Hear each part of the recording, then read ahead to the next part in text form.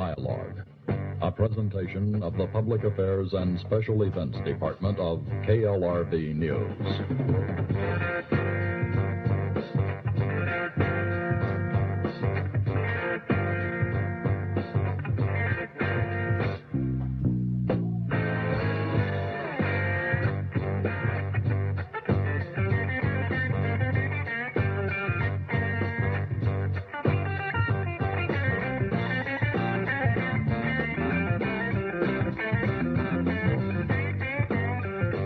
This is Dialogue Conspiracy with political research specialist Mae Brussell. And for KLRB-FM, I'm Phil Kogan asking the questions. Mae, it seems almost ludicrous to even ask what we're going to talk about this week, so I won't ask. We'll just get right into it. But you might say what this show has done over the past year plus. I'm laughing when you say Dialogue Conspiracy. For the people who have listened before, it's always been Dialogue Assassination, and there's been some suggestion of changing the title of the show to Dialogue Conspiracy, along with the conjunction of the Conspiracy newsletter that's going to be published, coming out soon. Paul Krasner, the realist, is going to publish the newsletter. We've told you about it on other programs. I brought the address this week. We'll give it to you later to subscribe. Dialogue Conspiracy. We'll talk about Wallace. We didn't even really touch on the death of J. Edgar Hoover, and we're right into the Wallace death, and we'll tie those together and put them into context. I brought in a copy of Paul Krasner's new book on, it's called How a Satirical Editor Becomes a Yippie Conspirator. Can I interrupt in a minute? For the people who don't know what Dialogue Assassination and Dialogue Conspiracy is, let's fill them in on that. You fill them in. You fill them in. Well, my contract says I don't have to do that every week. Okay. When we started this show a year ago, I came on the air as an interview for my opinion of the breaking of the Pentagon Papers in June last year. And I said that the nation had really one big story to cover and break, and that was the political assassinations in the United States, and that nothing was as important as what happened in the past in order to understand what was going to be taking place in the future in our country, namely the fall, the summer of '72. Because my study of political assassinations is the study of how power moves, and we'll go into that. And when you kill political leaders, and particularly in these election years or close to their primary victories, like took place this week where they attempted to kill Wallace, that is the moving of power like a chessboard. We are moved, whether you know it or not, by a large number of people. They're small in number, but they're large in power. And they decide what is good for us, or who should rule us, or who should have the candidacy, who lives and who dies. And this is a conspiracy. The assassination is the way the conspiracy takes place. You have to kill certain people in order to maintain the power or keep the power rolling along. So we called it Dialogue Assassination. The show has to do with the assassination of John Kennedy, Robert Kennedy, Martin Luther King, and then a few hundred people that are important in the taking of power in the United States. But the conspiracy is part of it, the planning of the murders. Some people conspire and others are hired to do the shooting. I brought in this book of Paul's. It's a new book that just came out that you people should really have. It's a collection of essays and articles from the realist that he publishes, and they're articles from the last 10 years. But in the front page, he wrote a note for Mae, who helped bring about my religious conversion from coincidence to conspiracy. And I think that's good because today and all this week, people were seeing a lot of coincidences in the killing or the attempted killing of Wallace. And I see a conspiracy. And it gives me a good chance on this program for people who've heard the program before or picked it up along the way, followed it regularly, or new listeners. It gives me a chance to test my theories of conspiracy in the United States because Wallace lived, and the evidence is in front of you. When we talk about the murder of John Kennedy, many people listening to the show were too young to even realize what was happening or weren't catching on that this was going to become a pattern. And then the death of Martin Luther King and Robert Kennedy followed a few years later. But this is this week now, so we'll go into my theories of why it's a conspiracy, and you can take it from there and read the news as it comes along and test my opinion. And if Wallace lives, we'll have a better chance to test it because he has the guts that Robert Kennedy didn't have. See, Robert Kennedy wouldn't stand up to Lyndon Johnson and say it was a conspiracy. But if Wallace has any inkling that Richard Nixon did this to him, he'll stand up, and he has the nerve to do it. And we're going to go right into that because for several reasons. Now, 2 weeks ago, Phil, we had a show. It was on the 6th of May, and I referred to a party down in Texas, and it was simply a party at the time. It was a barbecue. And John Connally was having a party for the President of the United States and for Lyndon Johnson and some very wealthy people. I never did read the guest list. They were referred to as oil people, very wealthy people in the state of Texas. We know that Howard Hughes, who is the wealthiest man in the world right now, owns one state, Las Vegas. He owns Nevada, the whole state, the economy.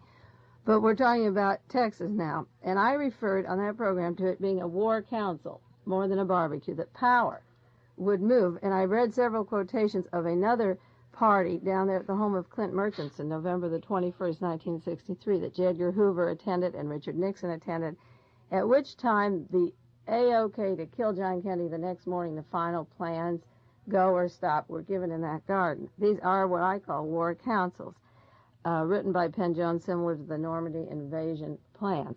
So two weeks ago, they had a barbecue. And the news media that writes up that little affair and Life magazine don't refer to it in the same terms that I do. But what's happened in the 2 weeks since we were on the air? 2 days later, J. Edgar Hoover died.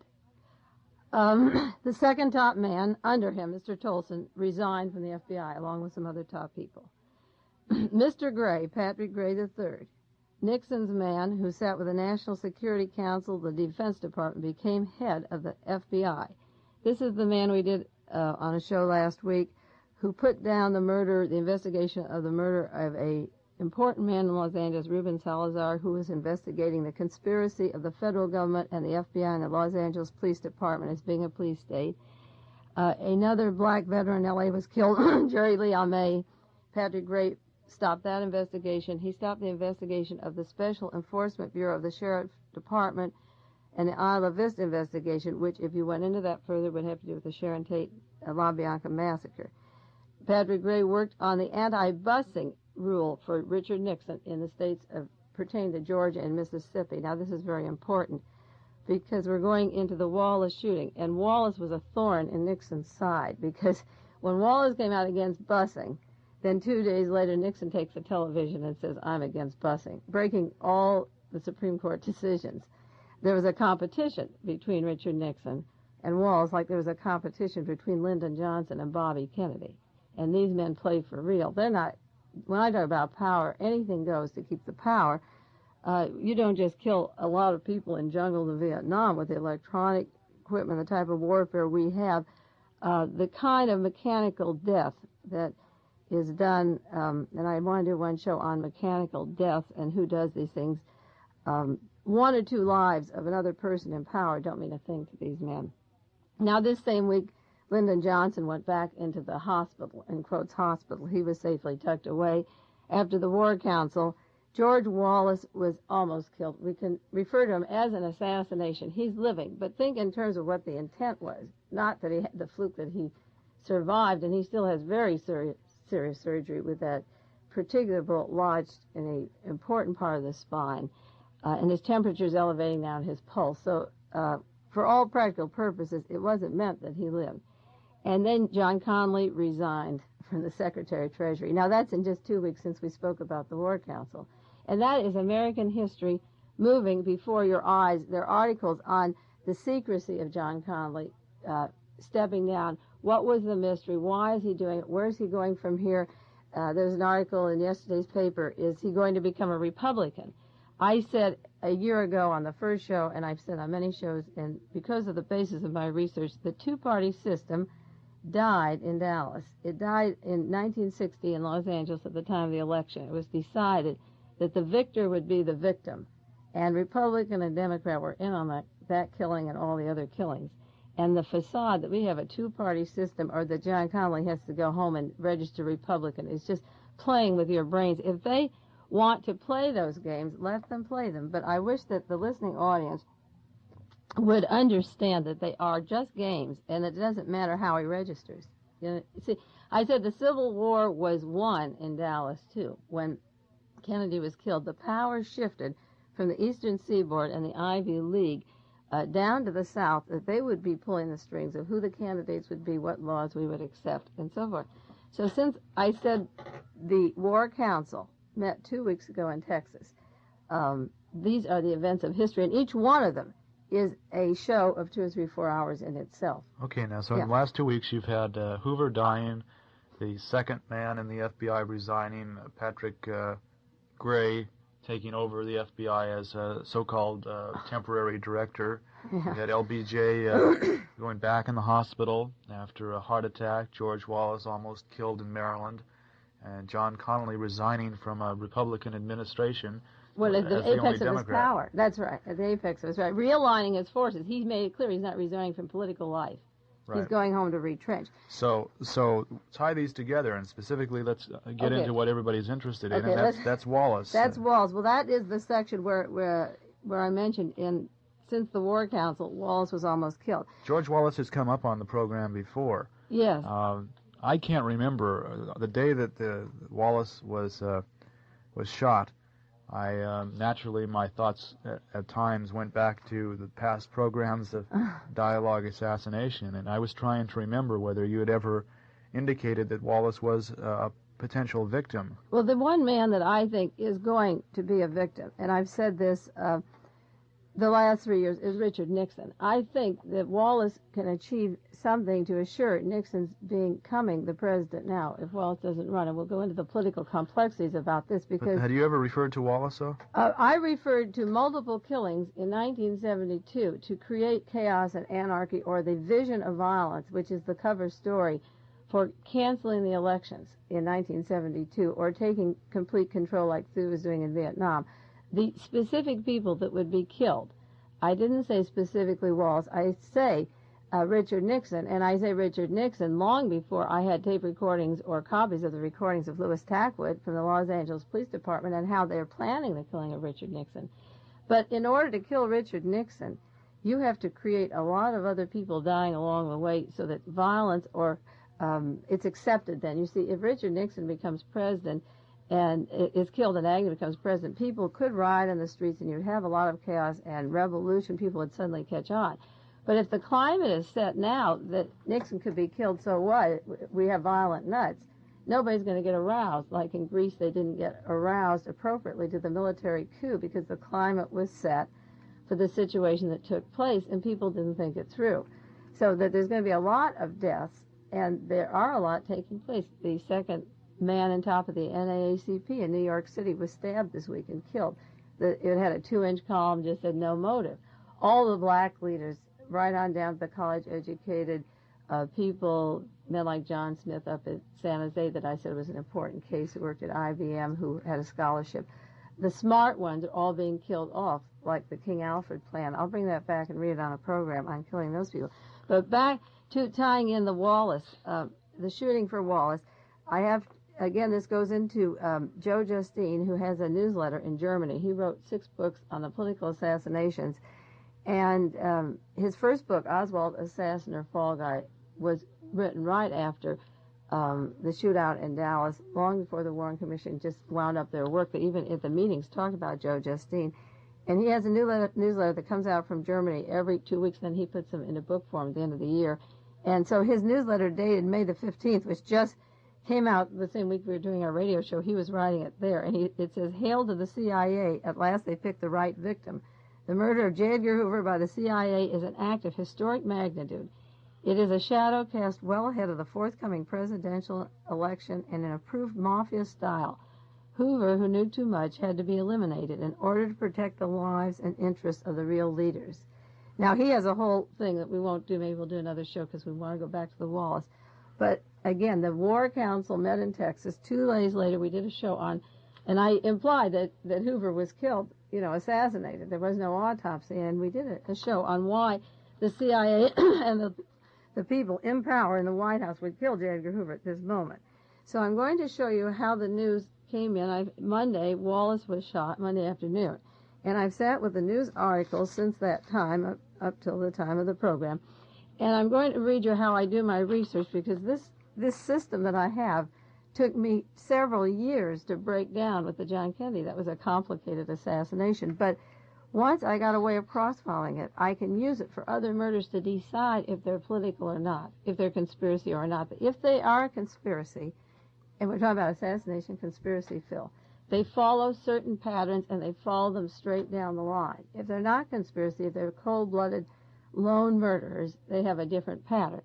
Now, I'm going to talk about the political effects, the motive for shooting Wallace, because the news throws out that this boy, Arthur Bremer, was a loner and that he was messy and he liked sex comics and all that. This is, again, what you call in espionage systems a cover story, because we're going to go to the facts. And in a political year, when a man is running for office, Wallace, who's important on the eve of a primary, it has to have some meaning that he was shot at that moment. If it doesn't, if all the evidence proves wrong, well and good. I'll have one less thing to follow, one less boy to read about. I have plenty of work as it is. But I broke down my study in these last 5 days on the political effects, the motive. What would be the motive if it were a conspiracy to kill Wallace? Then I did a chart of the similarities of this assassination attempt to the other assassinations, and I read off the similarities. I had 35 similarities in the first 4 days to the past political conspiracy. Then the next subject I study is the creation of the motive, the cover story. What stories are they using? Because there's two stories. One is the actual past of the man, and the other is the cover story. An example of that is the cover story that Lee Oswald had no job. He was a misfit, a loner. He got along with nobody. And we'll go into some of those cover stories.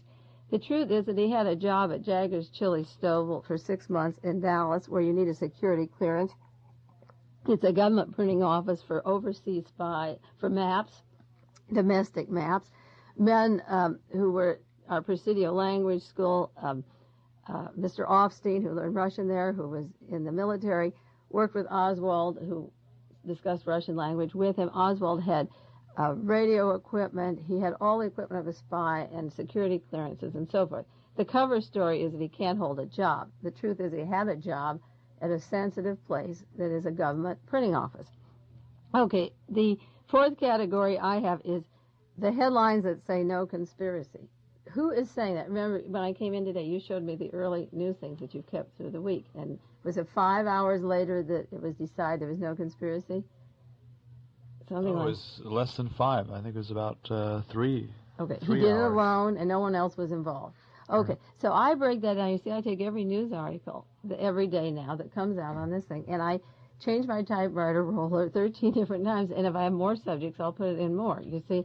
But who is saying there's no conspiracy? What officials, what positions do they take? You know, like Ramsey Clark saying there was no conspiracy a few hours after Martin Luther King was killed, based on absolutely no evidence at all, out of the Justice Department. So he's used, the Attorney General. So then the fifth category I have is the federal government, who gets in the act. In this particular case, Richard Nixon, Patrick Gray III, Mr. Klein, that's the psychiatrist from the Justice Department giving the cover story. Who in the federal government gets into the scene? Then number 6 are the experts. Now, the experts are the CIA experts, not real experts. They're the writers, the psychiatrists who have covered other assassination stories, who get close to the alleged assassin and nobody else can see him. Now we come to what makes it a conspiracy. After the news hides the real political motives and tries to tie it in with all the other loners and tell you there's no conspiracy, what is the evidence? That is where you always prove. This is where the basis of my work is solid and the other research is that the weapons, the types of bullets, and the amount of bullets, and the direction of the shots. The next thing is the wounds of the victim. If you stick with the evidence and you stick with the wounds, you have to have a conspiracy. This is a repetition of the Ambassador Hotel because you have all these holes in Mr. Wallace, and then you have a Secret Service man shot in the throat, which is much higher than any wound in Wallace's body. And the gentleman wasn't crouched down shooting up. And you have 2 other people that had surgery that were taken to other hospitals. And the news, you have a bulletin here that came out right away. A woman was standing in the area, was hit. She was not behind him. And the man who shot him, you know, she wasn't directly behind, so that the bullet that went through his stomach hit her. See, there's no location of the people, the other 2 people, so that, like in the Ambassador Hotel, you have 10 bullets. And Sirhan's gun shoots 8. And in this case, you have a gun, which I'll read off, that the police authority says shoots 5 bullets. A gunman in the valley here that I know who's an expert on weapons said it could possibly be a 6-gun or a 5-gun. The police authority said it was a 5-bullet weapon. And all you have to do is add up the evidence. See, if you add up the physical evidence, Phil, then the cover stories, you separate those. Who's giving the cover stories and hiding the evidence? So then I cross-file I keep a list of the actual material that comes out on the weapons and the bullets and the amount of shots. And then I do another section on the wounds and the victims, where they're located and so forth.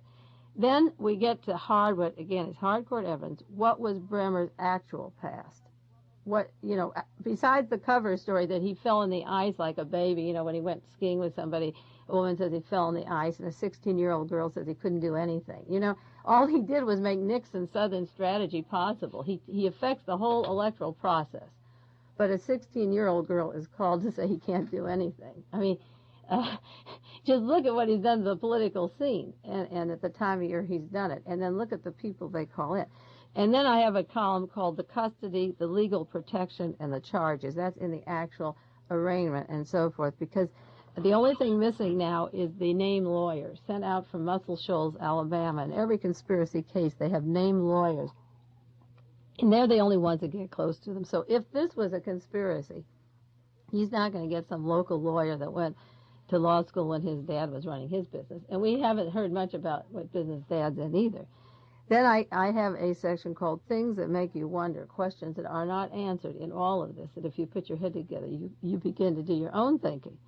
And a section called Witnesses to Call. If there is a trial, I'll bet you these people won't be called and they won't be asked the questions that I would ask them. So I read my newspaper. This takes a lot of work to break every news article into these. Every news article doesn't cover these categories, but anything in this category I break into columns like mathematics.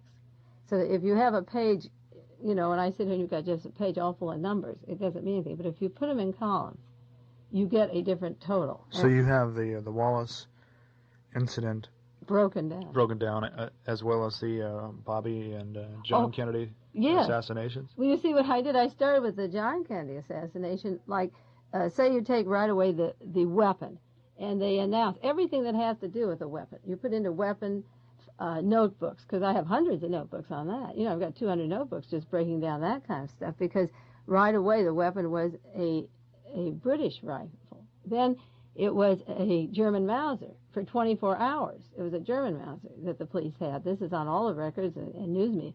Then 24 hours later, it became an Italian Carcano. And all the police officials in Dallas, and the Dallas police, the FBI, the Secret Service, nobody knew the difference between the Italian and the German. But as Mark Lane pointed out, if you turned it on its belly, written in English, it said made in Italy. So the weapon changed length, and it changed weight, and the scope, everything changed in 24 hours. Do you know how the Wallace weapon is doing? Has it changed, metamorphized at all? Well, a second weapon was found today, and we're going to go into that, but yesterday rather. Now, this is the category that I broke down the John Kennedy assassination. Now, what I did, we're talking about the Wallace right now, I broke the Kennedy into several hundred categories. This took me, I've done this 9 years. I completed the research that I wanted to write the books I'm doing on the John Kennedy thing, on Oswald the agent. And it's because of the way I did my research on Oswald the agent that I can understand Sirhan, James Ray, or Bramer, or any political patsy, Charlie Manson. The pattern is always the same. The cover stories come out fast. The people are assured there was no problem in the country. The physical evidence doesn't match any of the law of physics or ballistics or credibility in any shape or form. You see, when you get to the physical, then you have to go back, and this is what I did, and it took me so many years, is to say, well, if the bullet direction of the shots in John Kennedy don't match what they said happened, who were the people that gave the cover stories? Who do they work for? So you reconstruct cover stories. It didn't come easy. It took me a couple of years of reading the Warren Report and the Commission hearings. I think I sat with them just 2 years and read them till I saw a pattern evolving, a consistent pattern of the way they asked people questions before the Commission, what they didn't ask. What kind of people What kind of people are responsible for putting out these cover stories? Well, they're part of the power group that overthrew the government in 1963, and they maintain their power through cover stories. Now we're going to break down each one of these as time allows to show you how I come to the conclusion. Yeah, but what kind of people are they that put out these cover stories? Mr. Kissinger, Richard Nixon, the National Security Council, agents of the Central Intelligence Agency, Patrick Gray, the new head of the FBI. Those are the kind of people that give the orders of what happened. Now, the statement that came up immediately after the shooting, and the legislation which has been proposed again, as it was proposed after the Robert Kennedy assassination and after the John Kennedy assassination, was let's ban the guns. By allowing these guns to be available, we are asking for these types of acts, and that America is sick. Yeah. And this has been well, if that were true, if you believe that, then you would have to not believe that there's any conspiracy that, well, you might believe. They don't necessarily go together, but a sick America, sick individuals in America with guns are... Eliminates a conspiracy. Yeah, they're easier to understand. That's a cover story I brought in for you. I can't cross-file. Time doesn't allow me to cross-file every public official who says we have too much violence in this nation, this holier-than-thou kind of crap. Well, that's a kind of an apple pie issue, too much violence. But so what I brought in is a list for the first 2 days that the crime takes place. I bring in the public officials who give out this kind of no honest answer. That isn't, see, the real problem isn't these 20 or 30 or 40 people that were called on those first 2 days to talk about violence. The question is, how many bullets were shot in Maryland? How many bullets were recovered? And we'll go into the actual evidence. And then all the other cover story is ridiculous. The man who guarded Bobby Kennedy, the two men who were guarding him, have been written up as responsible for part of his death, and one was Bob Barry, who was formerly the FBI, and the other was Zane Caesar, who's been accused of shooting him from the back of the head, who was the guard. So to say we need gun laws is to hide the real conspiracies, and the more they say it, and the more they repeat it, it just clouds the actual evidence, which you're not getting on the air or on your news sheet. You get a little bit, and what you're not getting is important, because later you see the evidence that's coming through these yellow sheets that you're showing me of coming in on the news department, UPI. They're just throwing out pure garbage and repetition and not seeing the evidence of the case. And you say, well, where is the evidence? If Wallace lives or if Wallace dies, it doesn't become newsworthy. And then later, the various researchers like myself are looking for the evidence, the physical evidence, because we're on to the way the system works now. And that's what's not in the news. And when the researchers work and find those bullets in Los Angeles and how many there are and realize that Sirhan's gun was thrown away and the evidence was tampered with, the people's minds are so set that Sirhan was a nut or a kook or that society is violent that they don't even follow when we talk about the evidence. You know what's happened. Okay, now, we'll get into the Wallace shooting in more detail after we break for station identification. You're listening to Dialogue Conspiracy, and this is KLRB FM Carmel, stereo 24 hours a day.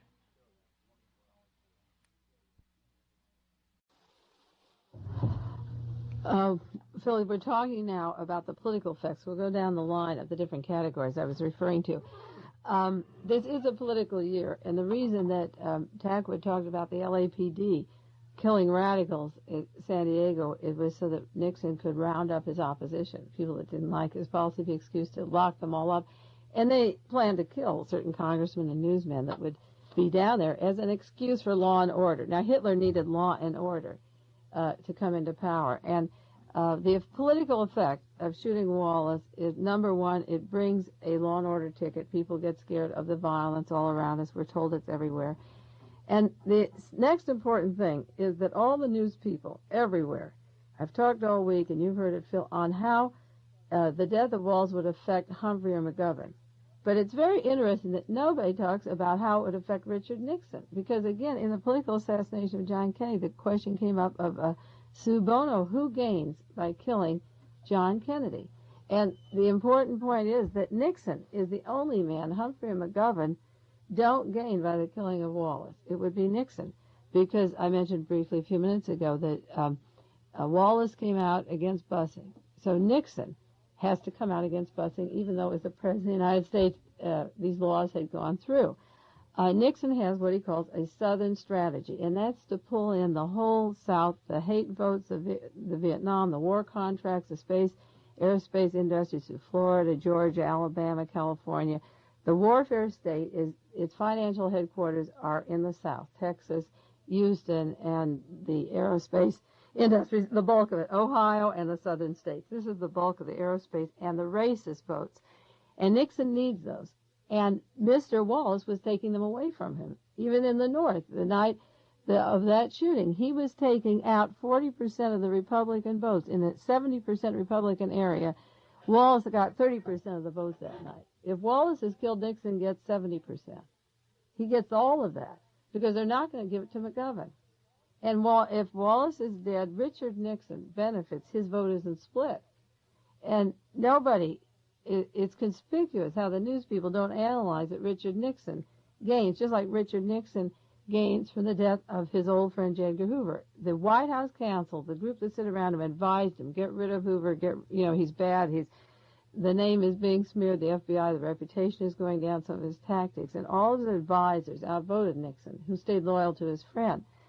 But Hoover was an embarrassment, and besides that, it was time to tighten control on all of these things, on all of the political assassinations and the control of the United States. So Richard Nixon is a direct beneficiary of the Wallace, if Wallace dies. Okay, if you accept that premise, then what significance do you attach to the fact that Nixon sent one of his personal physicians to aid Wallace's doctors, and that he offered the presidential suite at Walter Reed Hospital to Wallace? Well, that the FBI is guarding Wallace, guarding Bremer. Yeah, but that's like saying, what do you think of the position that the federal government was so nice that they let the autopsy of John Kennedy be at Bethesda, Maryland Hospital instead of Dallas, Texas? The Dallas officials wanted the autopsy there, and it would have read differently if they had the body there. You see, taking control, the federal government taking care of the Wallace party is wiping up the evidence and scooping it all up. To indicate that, in my list of similarities, and this is very interesting, Wednesday I was typing similarities, those 35 that I hope we'll have time to go into, some of them. But when Bremer was in jail, he had head injuries, you see, and he asked for a doctor. And President Nixon, this is President Nixon, gave permission from the White House that he could have a physician, and it was specified if that physician be accompanied by an FBI agent.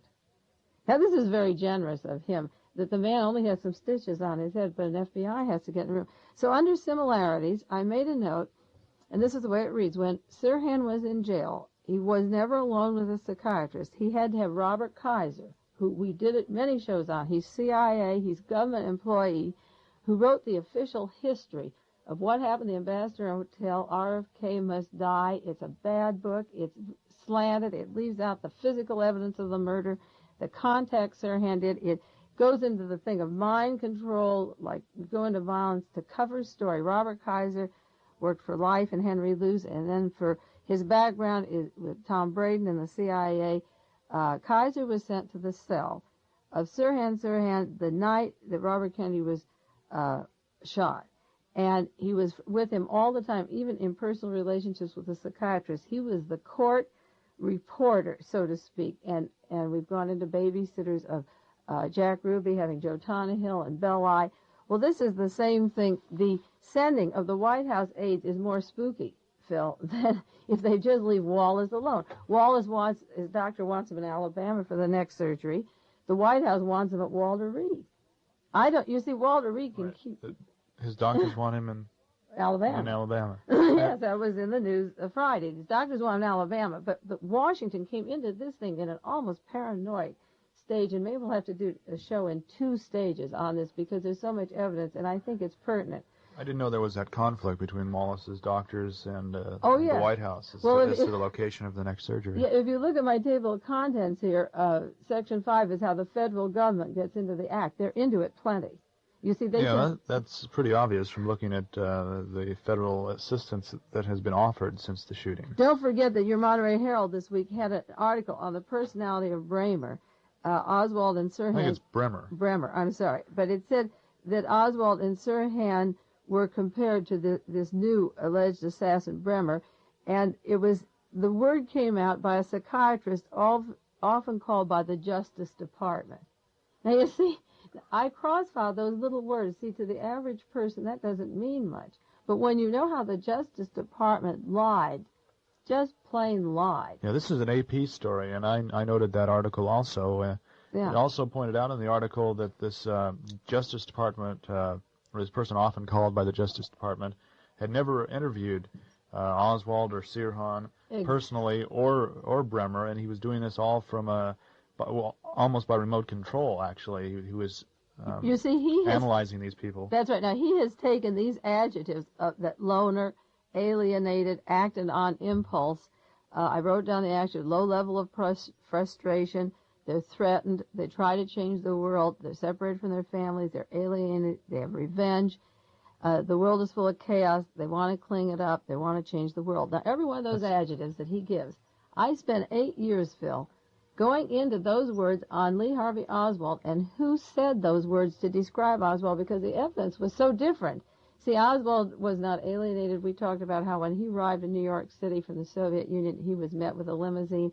His transportation was paid by the State Department. All legal waivers were passed to let his Russian wife come in. Oswald was treated like a very important person, which he was. And I have the name of the man who met him at the harbor, who's linked with heavy political alliances in this state. Oswald was not alienated, but the Justice Department puts these adjectives out. And I've spent 8 years on Oswald and then the other assassins who originated the original words on Oswald and now is using as a pattern for all these other scenes. We were talking about Dr. David Abramson. Yes, right? The New York psychiatrist. Now, Abramson has never met any of the other boys, nor has he spent 8 years finding who said that Oswald acted on impulse. He even contradicts himself here, because the news articles this week say that Mr. Bremer went from place to place and stalked him and went to different campaign places in Michigan and Kalamazoo and Maryland and Milwaukee. Well, if he was stalking him, he wasn't acting on impulse. He was down to his last $2 and had 2 weapons and a radio band. That isn't impulse. See, the psychiatrist, it's a great thing to be able to be on the air here at KLRB, Phil, and talk out some of these things if we can't cover all of them. I think that the response this week to people wanting to hear about Wallace was so good. And if we just talk to people without any lies, you out there can hear the inconsistencies of one article saying he acts on impulse and the other saying he stalked him. It might be interesting if people are interested to question the Associated Press and ask whether that particular psychiatrist volunteered the information to AP or whether AP sought him out. Or if he went to a medical school paid by the Army. Several psychiatrists that gave information on the political assassination were medical men in the Army who got their further degrees in the Army. And they were paid. Their education was paid by the Army. I'm not saying this is true of Dr. Abramson, but he has to have some reason. He wrote a book called Our Violent Society, and he has not gone into the actual evidence. You see, in the James Ray case, Mr. Frank, Gerald Frank, says that in that new book that James Ray stalked and followed Martin Luther King with a determination to get him that took 1.5 years. Well, that isn't acting on impulse. If these are the people you're talking about, the evidence, they throw out one thing and they throw the other, and nothing they say is true. So just briefly again, the political advantage that you haven't read in the newspapers, that Richard Nixon, if Wallace is dead, gets all the Southern votes. They'll go to Richard Nixon, who followed Wallace's busing decision, and all the latent racist hatred that Wallace could pull in, Nixon will inherit if Wallace doesn't run. Now, there was another reason getting Wallace out of the way. Wallace doesn't like Nixon or the establishment either, and he not only didn't like the busing or the integration of the South, but he didn't like Richard Nixon any better.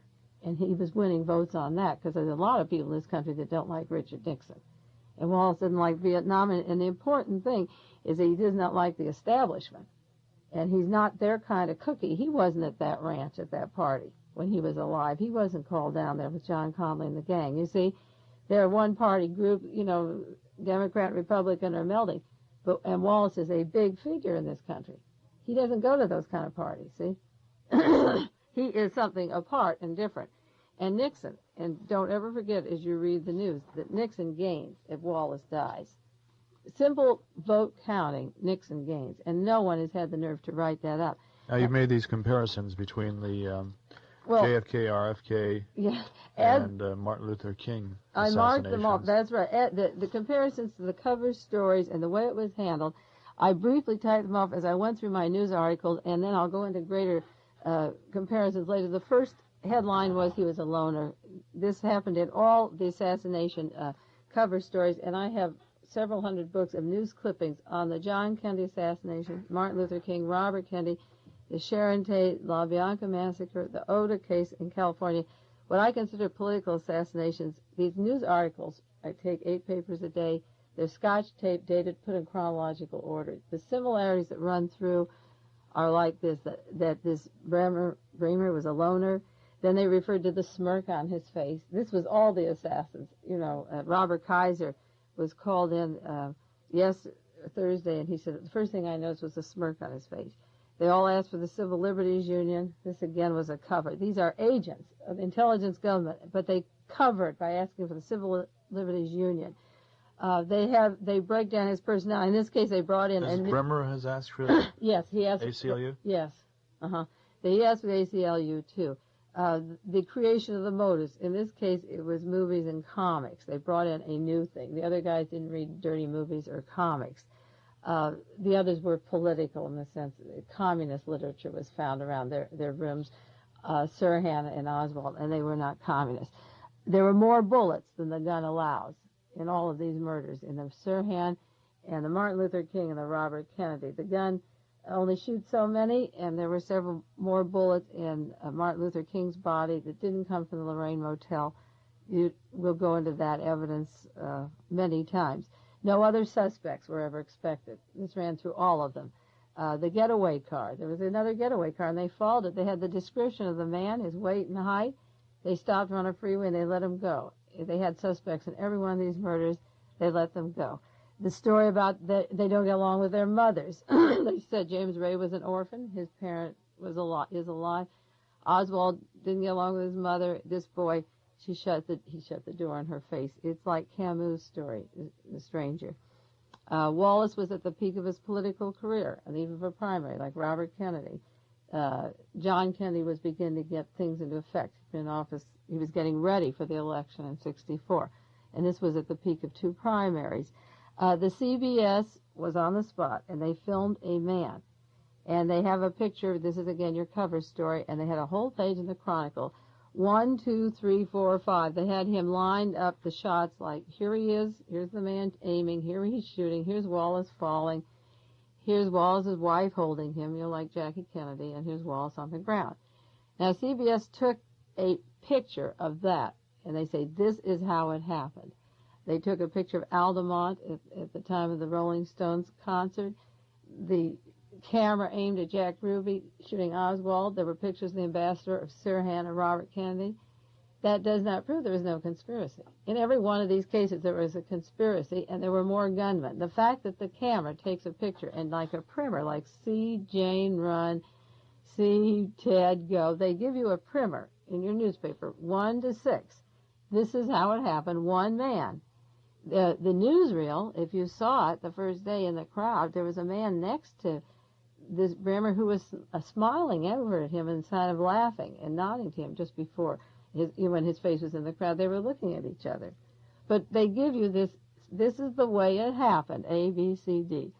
Now, another man gets on, a Democrat from Congress, a Democratic candidate, and he says, I think this will help. Oh, he was the one man, I did make note, who will help Richard Nixon and Humphrey. This shooting will hurt McGovern, and it'll help Humphrey. His name is William Hugel, a candidate for Congress. This was the one man who noted what I was saying. A state Republican chairman named Putnam Livermore came out with the identical words that were used as a cover story, and I repeat them. This was caused by another mindless malcontent. A Mr. Livermore, the identical name, was placed on an important committee, Republican committee, this week with Shirley Temple Black. I'd never heard the name before. But Mr. Livermore came out. I don't know if it's the same Livermore, but it's an unusual name. He was appointed to a high position by Nixon this week and called it a Mindless malcontent is another cover word they use. Another similarity is that before 24 hours were over, only one person was involved. This was true in all the crimes. The Secret Service came out the very next day and said the possibility of a conspiracy has been ruled out. This is identical to the Yablonsky killing. The political labor leaders, the musicians, they haven't even talked about much as a conspiracy. We'll stick to the major political murders. The possibility has been ruled out. How can it be ruled out? He may have shot for money. He may have been hired to kill because he stood there and shot. If you think it out clearly, and I want to say this very clearly, if they say the possibility of conspiracy is ruled out, just because one man stood there and shot the biggest competition that Richard Nixon had in this country at the present time doesn't mean that he wasn't paid to do it. You see, his past, the secret of his past, is something that you're not allowed to know yet. Now, the Maryland State Police Superintendent, Thomas Smith, said it was a .38 5-shot revolver. There are .38 6-shots, but the state police superintendent said it was a 5-shot revolver. Now, I don't know why he would say that. And again, all the other suspects were let go. A man 6 feet 2 inches, 225 pounds, driving a blue Cadillac, was wanted as a suspect, and he was on the Baltimore Beltway. They let him go. They don't tell you why they were looking for him or what this description was. Now the story that came out that afternoon was that they had been mistaken, that this car had been wanted on a license plate switching offense, and that the bulletin they issued was a coincidence, and that they hadn't meant to tie it in with the Wallace shooting. That they had been looking for this car on this license plate switching. This is one of the coincidences. Right, and somebody, they said, picked it up and took it to mean that they were looking for this car in connection with the Wallace shooting, which they later denied. Well, that's like the band on the police station, radio station, with the exact description of Lee Harvey Oswald before they had any indication of what he would look like. You know, these are all coincidences, too. They couldn't trace who gave the description, but they had the description. And they also did say earlier that they had some other suspects, and then they let them go. Now, another similarity to all the political assassinations, which we touched on, is trying to blame hate and violence. This runs through the whole thing. That's the cover story. And blind violence. They try to say it's blind. It's violence in American society, which is one thing. And then they call it the blind violence. Now, this particular boy, when he was arrested, wanted to talk to his lawyer. He wouldn't speak up. He knew his legal rights, and he's perfectly aware of all of the intricacies involved. And so was Oswald Sirhan, James Ray. They know exactly what to do in the event that they're caught. The creation of the motive goes into about 15 descriptions, and all of them are wrong. This runs through the whole thing. The mention of the gun purchase. Now, this is important in breaking down the similarities. In every one of these political assassinations, there's a lot of talk about a gun purchase. And in all of the articles, there's no indication of where the bullets are found or how the bullets are recovered or if the bullets match the weapon that was purchased. Every boy has a gun located right away, like the gun that James Ray had, you know, where it was bought in Birmingham, or the gun that Oswald had from Klein's in Chicago, and Sirhan's gun. They traced the gun, but the bullet found in the victim does not match the gun in most of these cases, and the amount of bullets in the victims or in the vicinity of the people standing the ambassador in this place in Maryland cannot equal the gun's capability. And that's where the conspiracy comes in. When you stick to the evidence of the case, and I want to make this perfectly clear, when you stick to the amount of bullets shot and the capability of the weapon, and this is the part that people don't read because it doesn't get the play up in the news. There's nothing in the news since Monday about where the bullets were recovered. You see, one man... Or how many were recovered. That's right. Now, we have a diagram of the body of under the wounds. I have a diagram that was published from the doctor, like we had a diagram of John Kennedy's body. And the bullets don't match where Oswald was standing, the bullet direction. There was a picture in the Chronicle of the wounds. One over in his chest and lung, and the one in the spinal cord. And one on the right arm above, by the shoulder, in the middle of the arm, and then down below. So there's 1, 2, 3, 4, 5 bullets in Governor Wallace's body, but they're all lower than the chest cavity. They're right to the chest cavity. 5 bullets in his body or 5 bullets wounds? 5 wounds. But the Secret Service man that had surgery at the hospital, Walter Reed Hospital, had 6-hour surgery in a throat.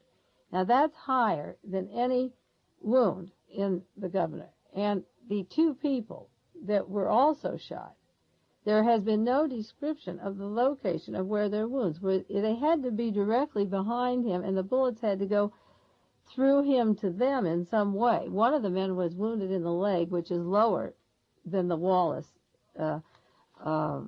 body chart. You follow? And one was in the throat. So one is higher than Wallace, and one is lower than where Wallace was shot. Well, it's possible to ricochet or something.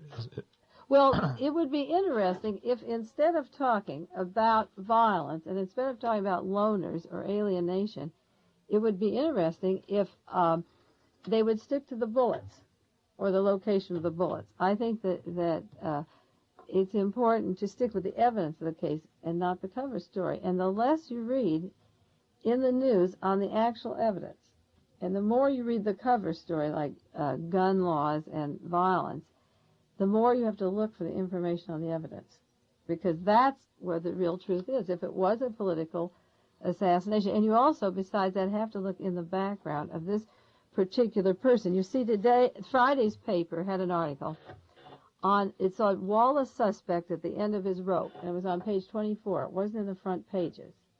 And I'm just going into this to show you how to study whether it was a conspiracy or just plain nut shooting.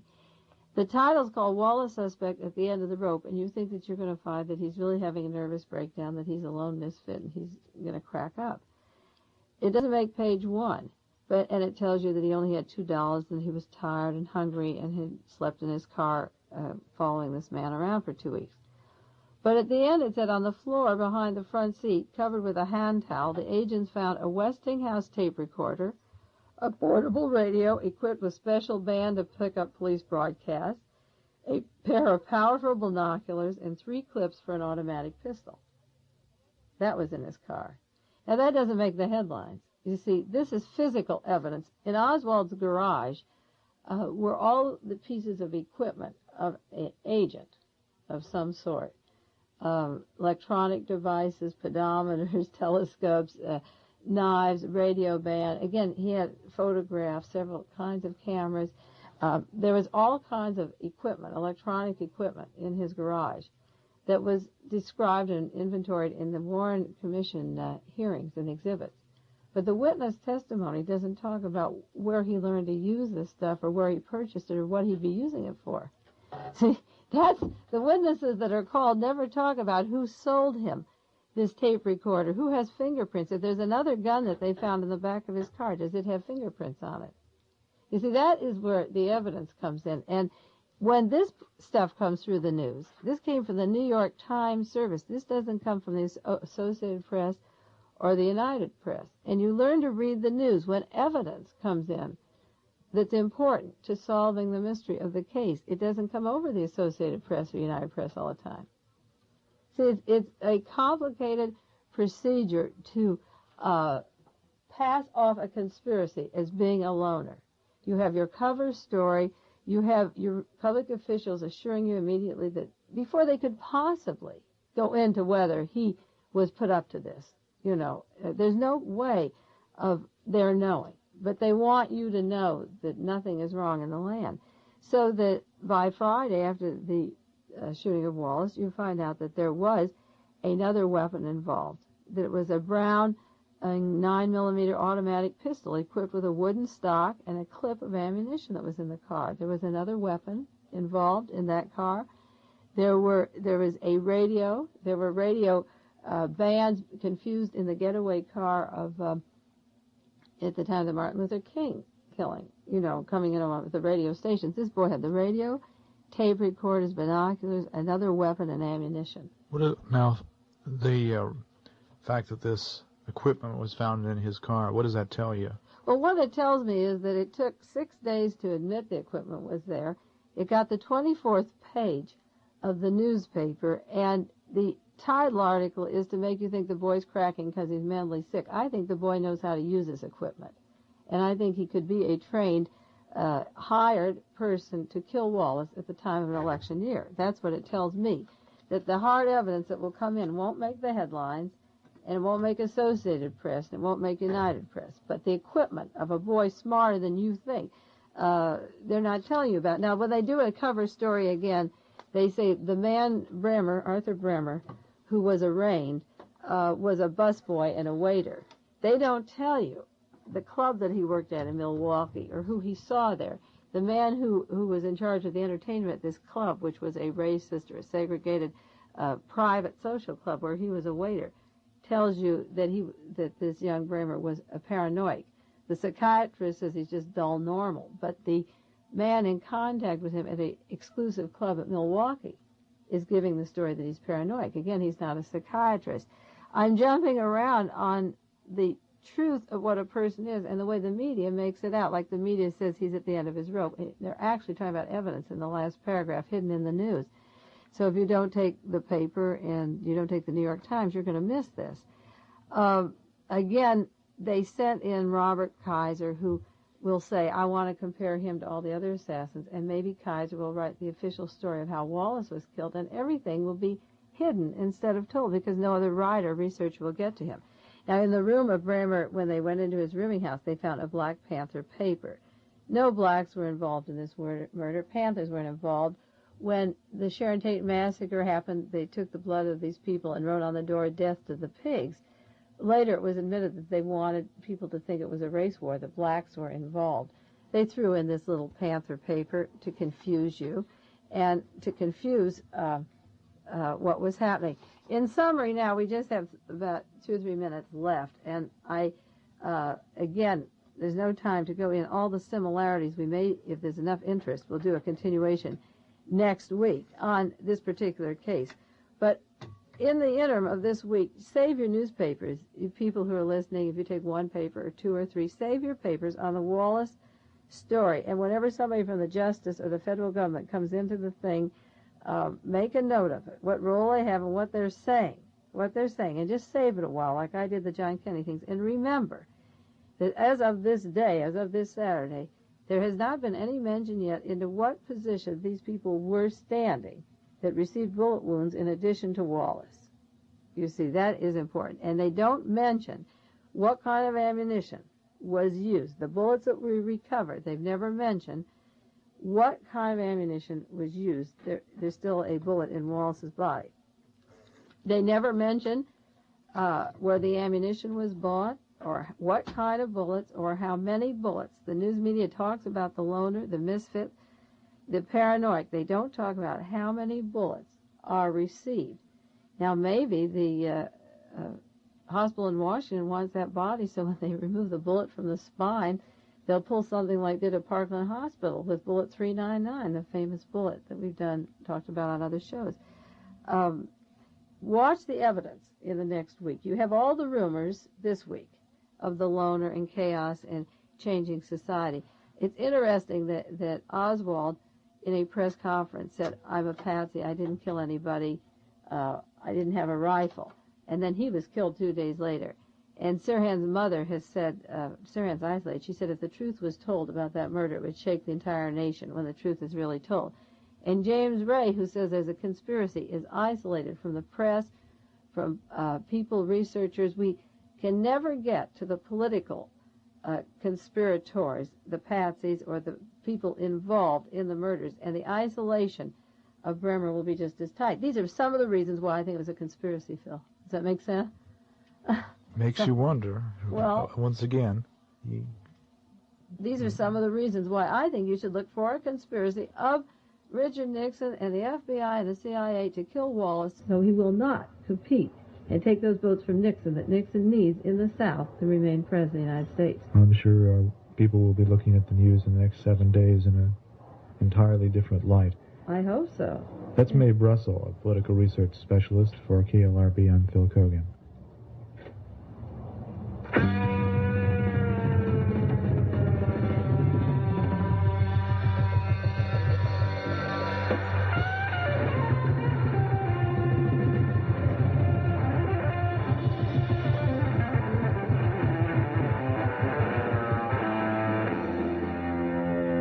You've been listening to Dialogue.